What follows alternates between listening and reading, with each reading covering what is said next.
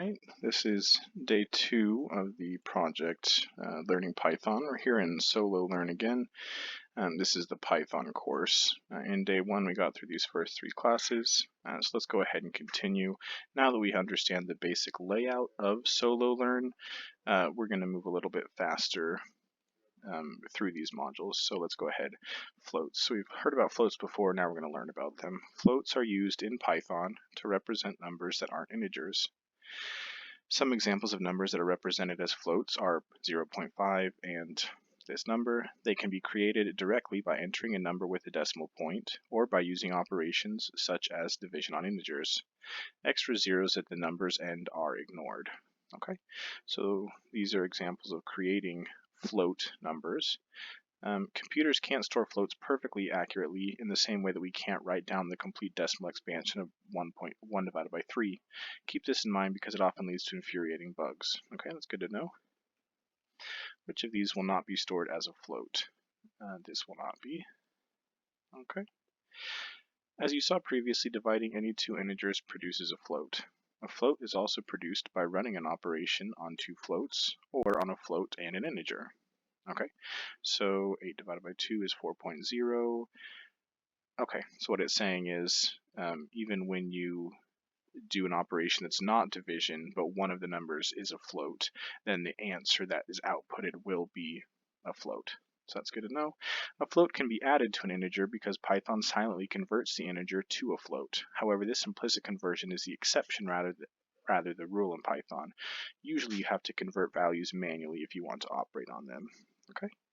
Fill in the blank with the output of this code. 1 plus 2 is 3, plus 3 is 6, plus 4.0 is 10.0, plus 5 is 15.0.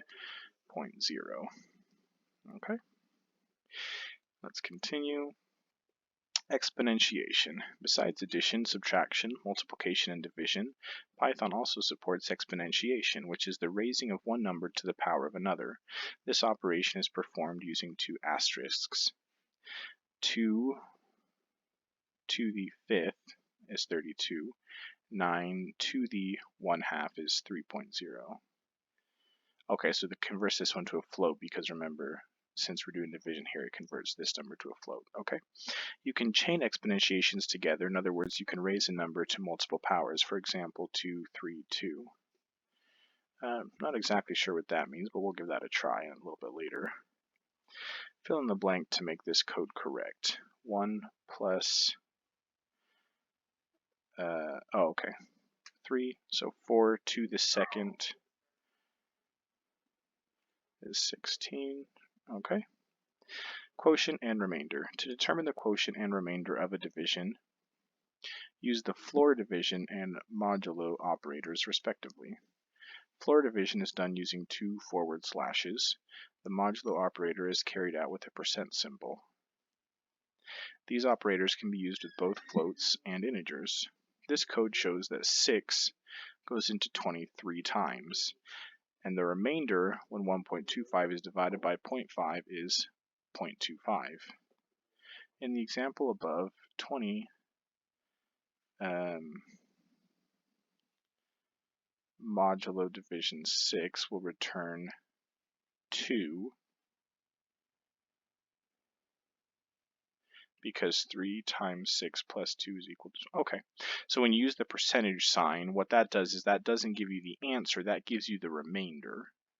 And when you use the two forward slashes, that gives you the answer without the remainder. So 6 goes into 23 times, not perfectly, but because the remainder is just 2, it doesn't include that. So it's just giving you how many times the 6 goes into 20, which is 3 times. And this tells you, this is what gives you the remainder. 1.25 divided by 0.5. 0.5 goes into 1.25 2 times with a remainder of 0.25. So that's what the percentage sign outputs, is just the remainder. Okay, that makes sense. What is the result of this code? Okay, so 5 floor division 2, so this is the one that gives you how many times this number goes into this one. So 2 goes into 5 twice, and then 7 modulo division 2 it goes in 3 times with a remainder of 1. So the answer is going to be 1 because the percentage sign gives you just the remainder. Okay. Hopefully that makes sense. I'm kind of upset they didn't have a place we could try it out and practice and work around with that a little bit, but hopefully we can do that here in a second.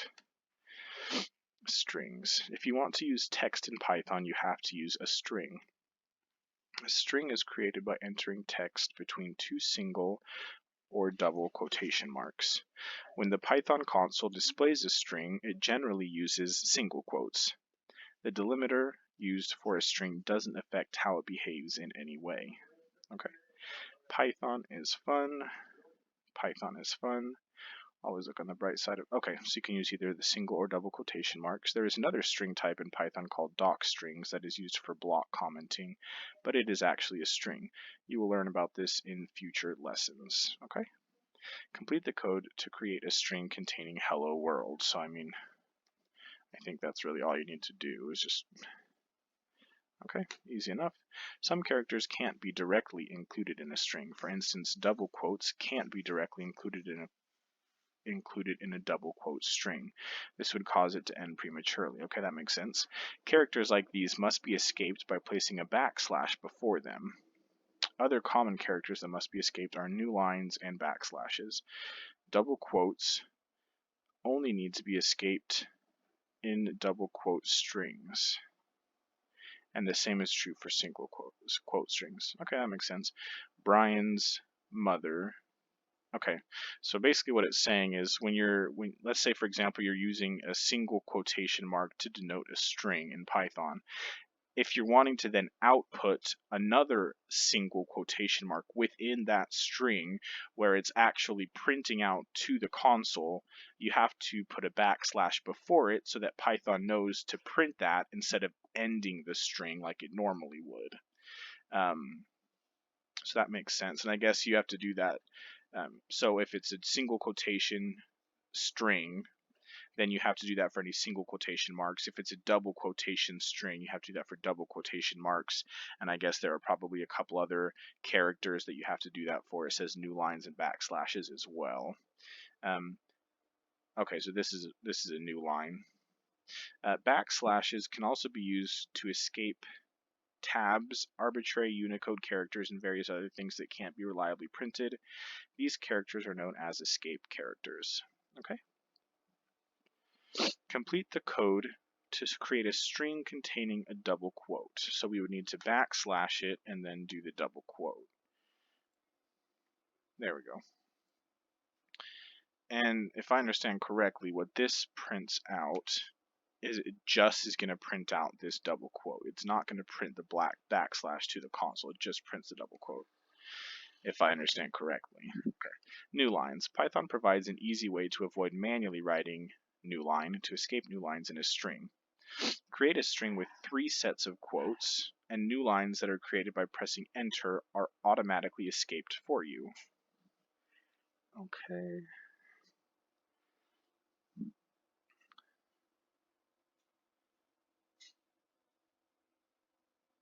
Okay, so what that's saying is if you want to create a new line, if you want to basically create a new line, a new paragraph, press enter within your string, you can do it by placing that sentence, that paragraph, whatever it might be, within this 3 set of double quotes.